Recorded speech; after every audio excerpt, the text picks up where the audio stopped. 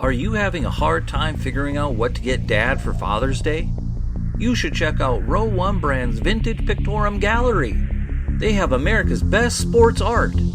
With over 7,200 historic sports prints, you're assured to find something unique for Dad this Father's Day. Instead of a boring old tie, get him a historic baseball photo taken by Henry High Sandham at the historic Polo Grounds Stadium in New York City during the 1894 Temple Cup. Or, if he's an NFL buff, check out the 1963 vintage NFL poster. These are so good looking that you'll be amazed how they turn out.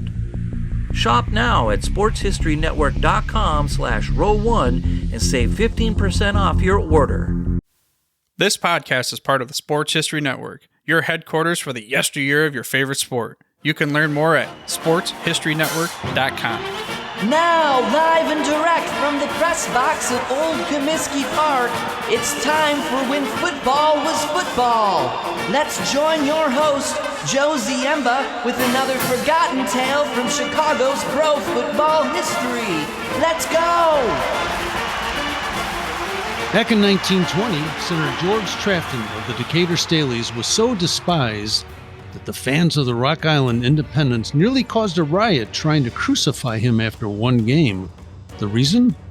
Trafton had merely knocked 3 of the Rock Island players out of the game, cleverly rearranging the betting chances of those same excitable Independence followers. And many will recall that as the Staleys headed north in 1921 and eventually emerged as the Chicago Bears, Trafton was a fixture in the starting lineup for coach George Halas until 1932, missing only the 1922 season. He was later inducted into the Pro Football Hall of Fame in 1964, but his reputation always loomed in the background. As one writer once noted, Trafton was strongly disliked in every city in the NFL except Green Bay and Rock Island. In those places, he was hated. Despite his blurry reputation as an absolute monster on the field, Trafton is one of 2 former Chicago NFL professionals who actually became quite successful as head coaches in the Canadian professional ranks. And that will be our topic for this episode of When Football Was Football on the Sports History Network. Our other coaching standout is Frank Pop Ivy, who made his name on the gridiron with the Chicago Cardinals, helping his team to the 1947 NFL Championship despite an injured shoulder. Like Trafton, Ivy worked his way north and compiled one of the more dominant records in Canadian history before returning to the NFL to head up the Cardinals. While Trafton may have earned more accolades on the field, it was Pop Ivy who secured more successful results as a coach. Let's begin with Trafton, whose career began in college with an ill-fated stop at Notre Dame in 1919 under coach Knute Rockne. The Irish finished 9-0 that season with sophomore war veteran Trafton holding down the center spot.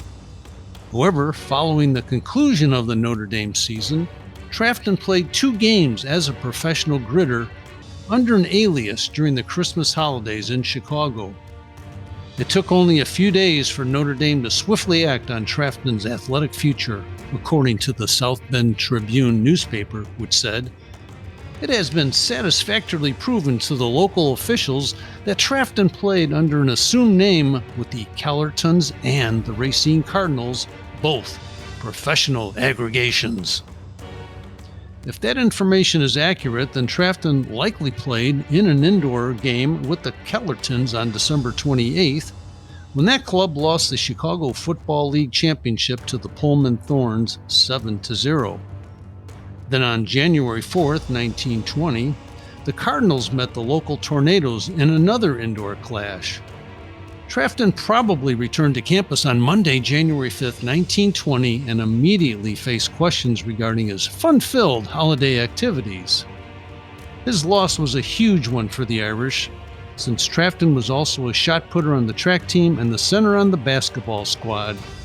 With his collegiate eligibility erased due to his 2 games with the professionals, Trafton quickly signed to play professional hoops with, we're not making this name up, with the Beloit Fairies in Wisconsin, and later in the year began his pro grid career with the Decatur Staleys.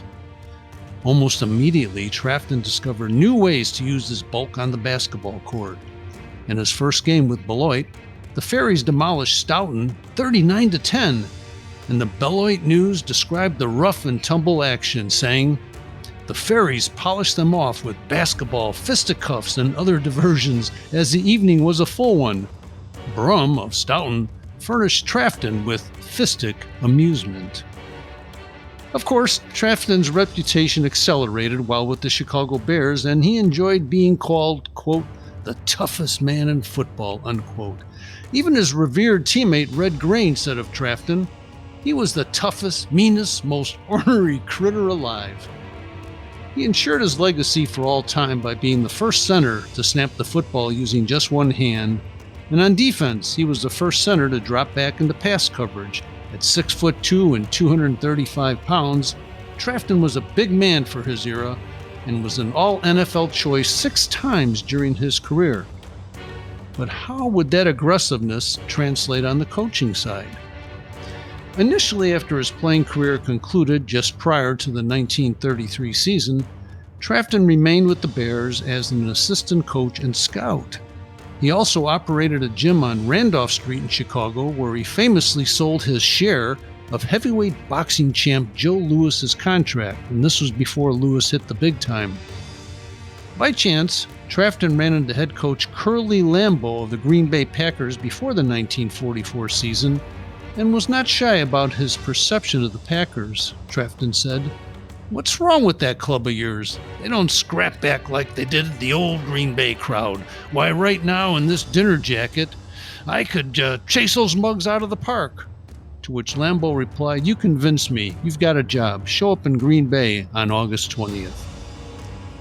The Packers grabbed the NFL title that year, but Trafton moved over to the Cleveland/Los Angeles Rams from 1945 through 1949, before he received his first head coaching opportunity in 1951 with the Winnipeg Blue Bombers in Canada.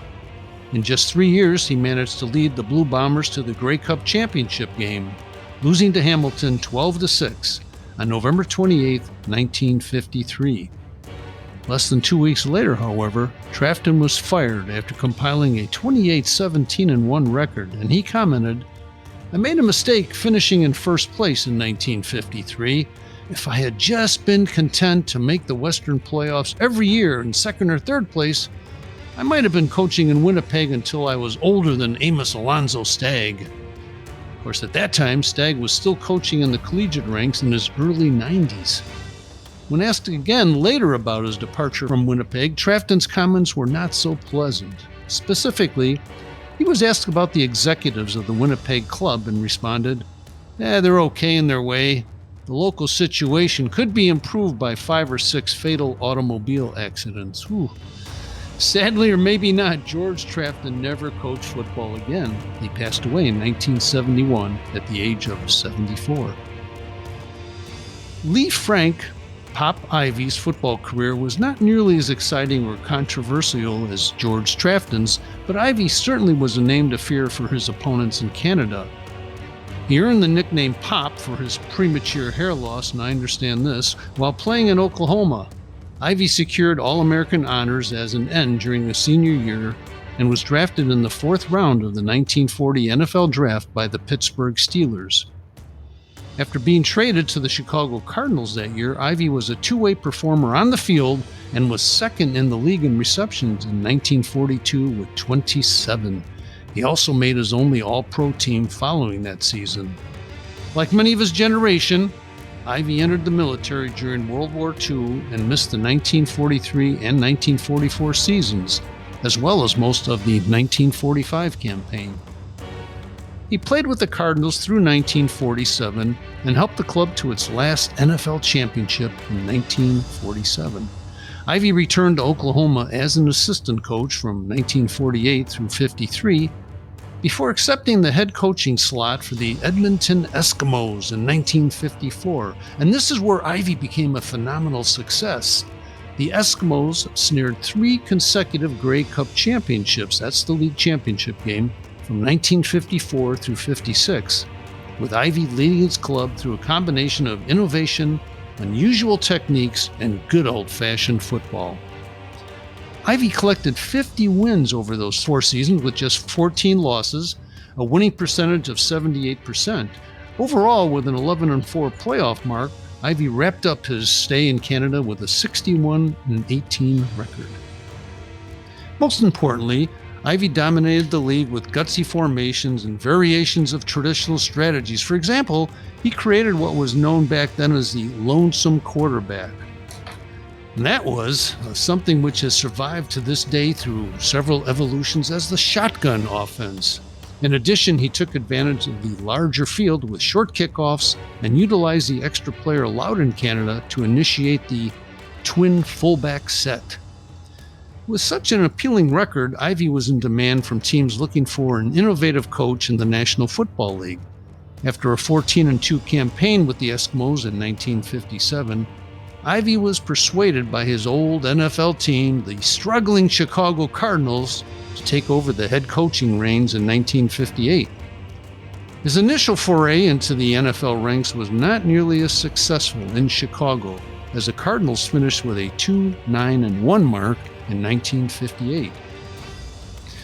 But it wasn't for lack of trying by their coach. Ivy was the subject of a lengthy feature article in Sports Illustrated, where writer Tex Small praised Ivy's unique approach to the game, including his inventive new formation. Small wrote, "It's an odd formation devised by Frank Pop Ivy, the Cardinals' new head coach. Pop calls it the Jack and Jill formation. Others call it anything from a spread T or a triple wing to less complimentary names when it breaks loose a Cardinal back or gets an end in the open. However, it is unlikely that the Ivy look will take over as quickly as did the T formation, since the Cardinals are not likely to set the world on fire this year. Ivy's unorthodox offense has put them in 3rd place in the league in total offense, but a leaky defense has accounted for an anemic 2-3 record to date." And it would get no better that season for Pop Ivy. Although Ivy was never able to duplicate his phenomenal Canadian record in the NFL, he did conclude his stint with the Cardinals after 4 seasons with a 15-31-2 ledger. Ivy resigned from that position on December 6, 1961, and quickly signed on as head coach with the Houston Oilers in the American Football League. In Houston, Ivy regained some of his coaching magic and led the Oilers to an 11-3 mark before losing the 1962 AFL Championship 20-17 in double overtime to the Dallas Texans.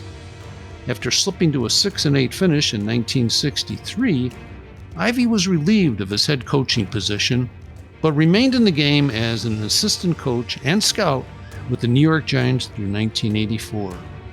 The veteran coach passed away on May 17, 2003, at the age of 87.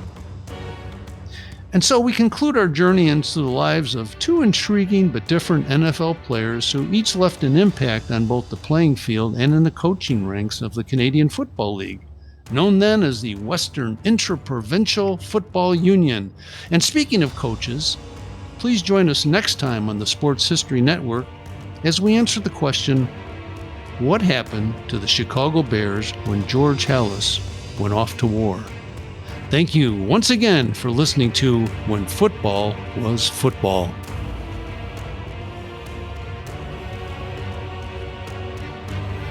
This podcast is part of the Sports History Network, your headquarters for the yesteryear of your favorite sport. You can learn more at sportshistorynetwork.com.